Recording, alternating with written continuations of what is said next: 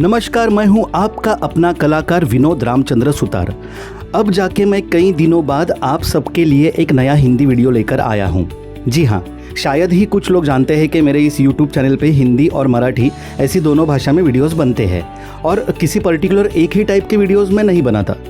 लेकिन शायद आप लोग भी जब मन करे, जैसे मन करे वैसे वीडियो देखते हो और लाइक भी नहीं करते हो। और सब्सक्राइब तो ऑलमोस्ट 93% लोगों ने नहीं किया है जिन्होंने अक्सर मेरे वीडियोस देखे हैं। अरे यार, ऐसे मत करो, कर लो सब्सक्राइब अभी फटाफट, ठीक है। जो नए हैं वो पहले पूरा वीडियो सुनो, और भी वीडियोस हैं उसे जाकर चेक करो, सही लगे तो कर दो सब्सक्राइब और लाइक और शेयर भी कर दो। आज का जो टॉपिक है वो हमेशा की तरह थोड़ा हटके है। आपको पता है, अक्सर लोग दो बातों में उलझे रहते हैं और कभी सुलझ नहीं पाते, और वो दो बातें हैं क्या करना है और क्या नहीं करना है। दरअसल देखा जाए तो ये एक ही बात के दो पहलू हम कह सकते हैं। कुछ ऐसी ही बात हुई सुबोध भावे इस अभिनेता के साथ। सुबोध भावे मराठी फिल्मों का सुपरस्टार। सुबोध भावे कौन है, क्या है, क्यों है, कैसे है, कब से है, ये सब तो काफ़ी लोग जानते होंगे, और जो नहीं जानते उन्हें आसानी से उनके बारे में सब कुछ इंटरनेट पे मिल ही जाएगा। तो ये सब बता के मैं बेवजह का वॉच टाइम नहीं बढ़ाऊंगा और ना ही आपका समय खराब करूंगा। तो सीधा चलते हैं अपने मेन टॉपिक पे। अभिनेता सुबोध भावे जी के लाइफ में कई बार ऐसे मोड़ आए कि उन्होंने किसी किरदार को करने से सीधे इनकार कर दिया। मराठी में उन्होंने लगातार कुछ बायोपिक किए थे, तो उन्हें बायोपिक किंग कहा जा रहा था। इस बात से वो नाराज़ हुए, क्योंकि उन्हें किसी एक ही टाइप में फंस के नहीं रहना था और ना ही वो कभी रहते हैं। इसलिए उन्होंने तय किया था कि नहीं, अब मैं बायोपिक नहीं करूँगा। लेकिन उसी वक्त उनके पास एक मराठी फिल्म आई थी जो बायोपिक थी, जिसका नाम था आणि डॉक्टर काशीनाथ घाणेकर। सुबोध जी ने सीधे कह दिया कि बस मुझे अब इंटरेस्ट नहीं है कोई भी बायोपिक करने में। पर काफ़ी इंसिस्ट करने के बाद जब उन्होंने ठीक से कहानी और किरदार के बारे में सुना, तब उन्होंने उसे करने में हामी भर दी, और उस फिल्म ने मराठी में इतिहास रच दिया। जहाँ तक मुझे याद है, बॉलीवुड के बड़े बड़े सुपरस्टार जैसे कि श्री अमिताभ बच्चन जी, परफेक्शनिस्ट आमिर खान साहब जी, अभिनेत्री कैटरीना कैफ जी, और साथ ही रोनित रॉय जी, इला अरुण जी, और कई हॉलीवुड के लोग भी शायद उससे जुड़े हुए थे उस फिल्म से। जो फिल्म यशराज फिल्म्स जैसी बड़ी बैनर ने प्रोड्यूस की थी, जिसका नाम था थग्स ऑफ हिंदुस्तान। बहुत बिग बजट वाली वो फिल्म थी, और मुझे याद है कि 8 नवंबर 2018 में वो पूरे भारत देश में रिलीज़ हुई थी। लेकिन उसी दिन सुबोध भावे जी की मराठी फिल्म डॉक्टर आणि डॉक्टर काशीनाथ घाणेकर भी उसी दिन रिलीज़ हुई थी। आश्चर्य की बात यह है कि multi starrer film thugs of Hindustan flop हुई थी और काशीनाथ घाणेकर सुपर हिट हुई थी और अच्छी खासी चली थी। मतलब सुबोध भावे जी ने जिस फिल्म को करने से मना किया था, उसी ने इतिहास रचा दिया। ऐसे ही कुछ बातें हुई लॉकडाउन के दरमियान। मतलब ऐसी मराठी और भी कई फिल्में हैं जिन्हें सुबोध भावे जी ने रिजेक्ट किया था, लेकिन फिर उन्हीं फिल्मों को उन्होंने किया और वो काफ़ी हिट रही, और आज इसलिए वो सुपरस्टार कहलाते हैं मराठी फिल्म इंडस्ट्री के। और ये उन्होंने अपने इंटरव्यू में खुद ही कई बार कहा हुआ है। तो आते हैं लॉकडाउन के आसपास। प्रोड्यूसर डायरेक्टर श्री मनप्रीत सिंह धामी जी ने तकरीबन 4 से 5 सालों की मेहनत करके, कई तर्क वितर्क लगा के, ढेर सारी जानकारी इकट्ठा करके ब्रेन वॉश्ड रिपब्लिक इस किताब से प्रेरित होकर हिज स्टोरी ऑफ इतिहास इस फिल्म की कहानी लिखी। और यहाँ सुबोध भावे जी के साथ कुछ उल्टा हुआ। इंटरनेट पे मौजूद जानकारी के मुताबिक हिज स्टोरी ऑफ इतिहास इस फिल्म को लगभग 60 से भी ज़्यादा लोगों ने रिजेक्ट किया था। सोचो, 60 से भी ज़्यादा लोग अगर कोई फिल्म करने से मना कर दे, उस फिल्म को बनाने वाले शख्स की मानसिक स्थिति क्या होगी। बाप रे।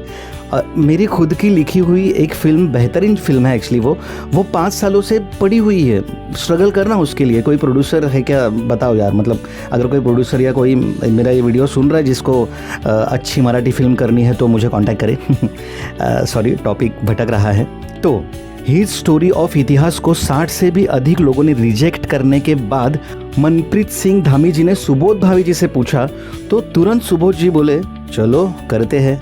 क्योंकि तब तक सुबोध भावे जी एक बात सीख चुके थे कि भले ही हमने पहले कितना भी अच्छा काम किया हो, अवार्ड्स लिए हो, तालियां बटोरी हो या इतिहास रचा हो, लेकिन एक नए काम की शुरुआत ये जीरो से ही होती है। उन्होंने खुद अपने इंटरव्यू में ये बात कही है कि हर रोल जीरो से शुरू होता है, मतलब every character is a zero. कितनी सटीक और गहरी बात है ये। इस बात के लिए मैं सुबोध जी को सैल्यूट करता हूँ। अगर आप यहाँ तक आए हो तो सब्सक्राइब नहीं किया अब तक, चलो फटाफट सब्सक्राइब करो। सब्सक्राइब के बटन पे क्लिक करो और घंटी दबा के आगे बढ़ो। आगे की बात बताने से पहले हिट स्टोरी ऑफ इतिहास के बारे में शॉर्ट में जानकारी देता हूँ। इस फिल्म में सुबोध भावे जी ने नमित भारद्वाज का किरदार निभाया है। इस फिल्म में दिखाया गया है कि कैसे इतिहास की किताबों में सभी प्रथा, जाति व्यवस्था, धर्मांतरण जैसी चीज़ें या तो तोड़ी मरोड़ी गई है या अधूरी बताई गई है। कुछ लोग इसे सूडो हिस्ट्री यानी झूठा इतिहास कहते हैं, तो कुछ लोग मानते हैं कि यही असली सच है जो हमें बताया गया है। ये फिल्म हमें सिखाती है कि सवाल पूछना गलत नहीं होता, गलत होता है सच जानने की कोशिश ना करना। तो दोस्तों, ये थी कहानी ही स्टोरी ऑफ इतिहास की, एक ऐसे टीचर की जिसने झूठे इतिहास को सच से नंगा कर दिया था। अब आते हैं अपने मेन टॉपिक पर। इस वीडियो को बनाने का मेरा सबसे मुख्य मकसद था कि आपको इस बात की जानकारी दे दूं कि कई बार हम अपने आसपास होने वाली ज़रूरी बातों को देख ही नहीं पाते, समझ नहीं पाते, और वो बातें जब बाद में पता चलती है तब हम पछताते हैं, कहते हैं कि काश उस वक्त ये बात हमें पता होती। कुछ ऐसा ही हुआ था हिट स्टोरी ऑफ इतिहास के वक्त। इतनी अच्छी फिल्म आई और गई, पर कई लोग उसे देख नहीं पाए।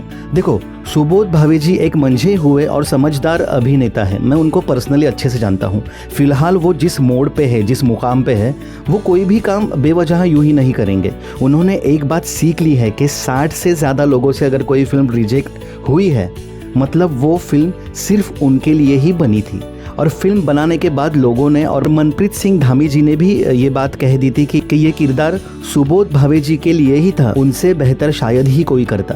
और दूसरी बात, सुबोध जी ये भी सीख चुके थे कि किसी भी बात को हम चाहे जितना रिजेक्ट करें, उसे धुतकारें, उससे दूर भागने की कोशिश करें, लेकिन अगर कोई बात हमारे लिए बनी है तो वो होके ही रहती है।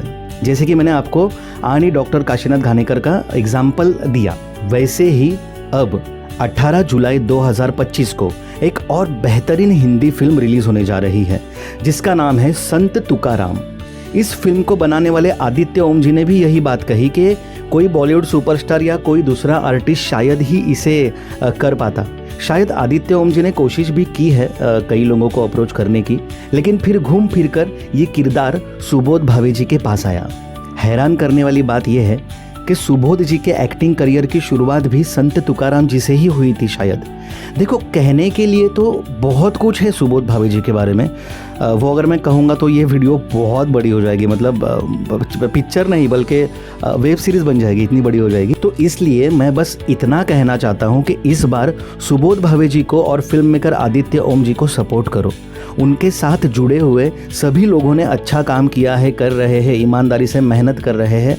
वैसे सभी कलाकार मेहनत करते ही है, लेकिन ये फिल्म 18 जुलाई 2025 को रिलीज़ हो रही है जिसका नाम है संत तुकाराम।